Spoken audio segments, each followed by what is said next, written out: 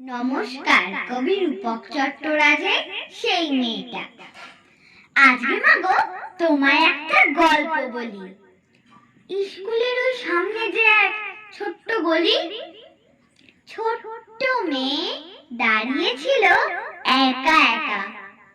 কোচরে তার চাপা টগর যাচ্ছে দেখা। স্কুলটা যেই না আমার হলো ছুটি, টিফিন খাওয়া হয়নি, ছিল দুটো রুটি। ফুলের লোভে কাছে গিয়ে বলি তাকে, ভয়তেও কোচর খালি আগলে রাখে। দিলাম তাকে টিফিন বাক্স উজাড় করে, চাপা টগর দিল আমার দু হাত ভরে। খাবার পেয়ে ফুলগুলো সব আমায় দিয়ে সে খুব খুশি।